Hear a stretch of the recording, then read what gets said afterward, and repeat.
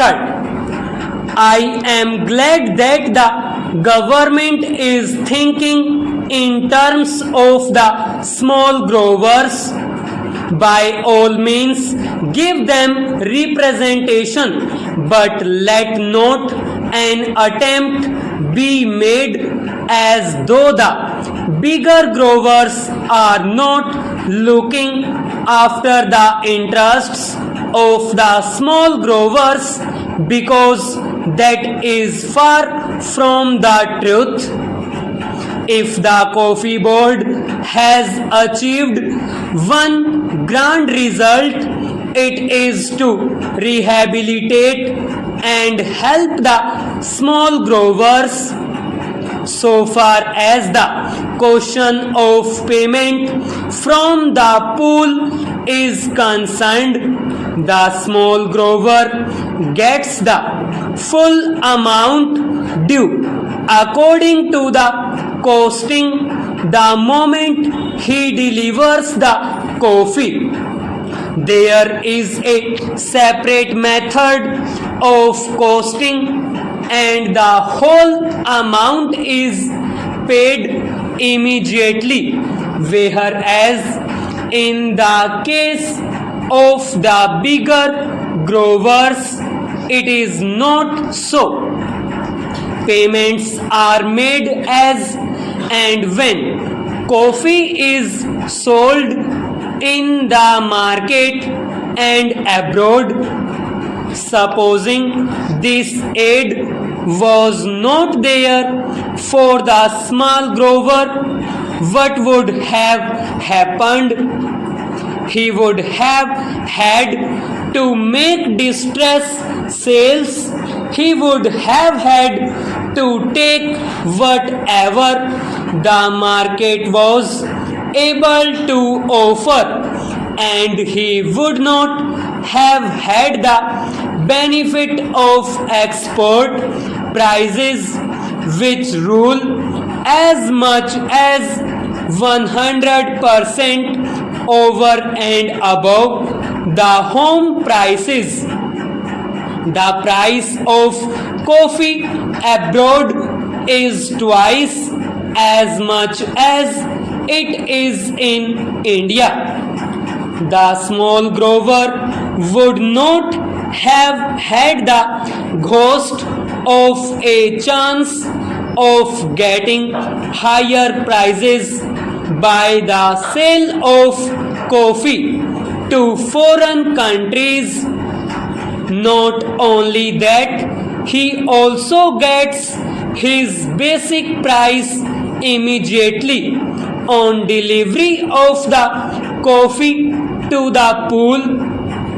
Over and above all this, he gets the benefit of all the scientific research which he would not have otherwise got.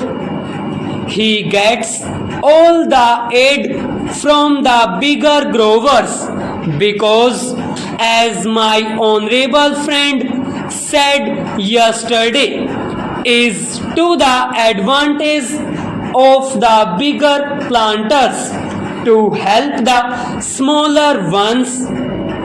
There is a disease which is communicable and which can destroy the neighboring estates.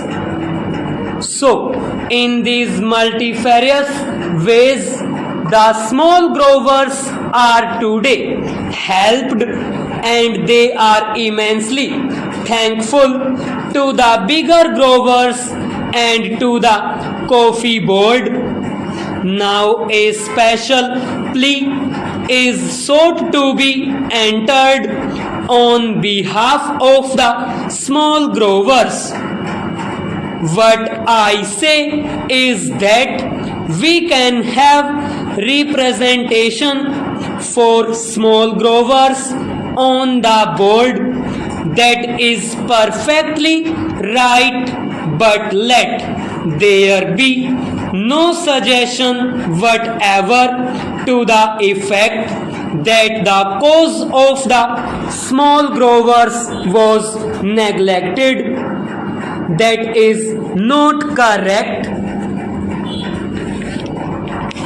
As regards financial aid, that is a state problem, that is a union problem, and that is a problem for the whole of the country in respect of all developmental activities. One thing I must say, and that is that there are obvious limitations for the small growers. The acreage is limited and they cannot spread beyond that. They have got their paddy fields and their plantain gardens, and so due to limitations they cannot spread over.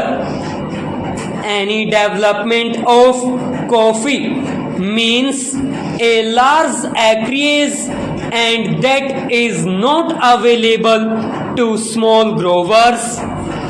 Even if they have got the capacity, it is very difficult for them to find forest lands nearby.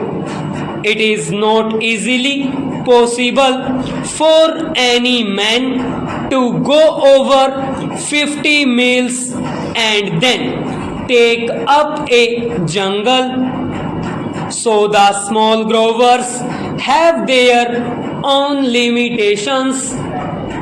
I am not going into that, but what I do say is that this idea introduced for the first time here in the parliament, that the interests of the small growers have got to be specially protected, is I submit a policy which will create a difference between the bigger grower and the small grower. I submit that there is no reasons whatsoever to distrust the plantation industry and deny them the right to select their own representatives and to introduce the word nomination here. Why should we have nomination?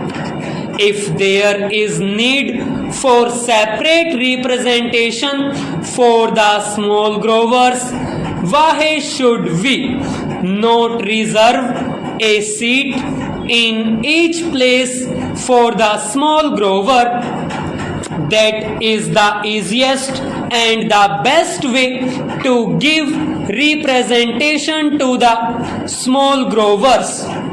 This can easily be done, and therefore I submit that the words "or nominated" may kindly be deleted from the bill.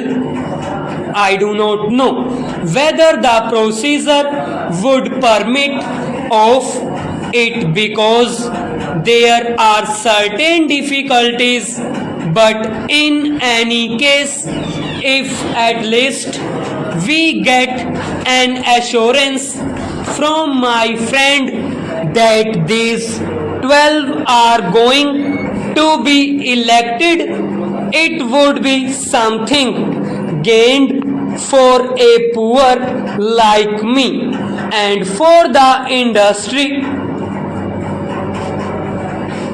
After the question of constitution of the board comes the question about the chairman. On that question, I hope, sir, that the House will kindly appreciate that for more than one reason it would not be the best arrangement to have a whole-time appointed chairman. There are two suggestions in this connection. My honorable friend's suggestion is that it must be an elected office as hitherto. He has also said that out of the 13 years, only for 1.5 years has there been a planter as chairman. Otherwise, the post was always held by an officer.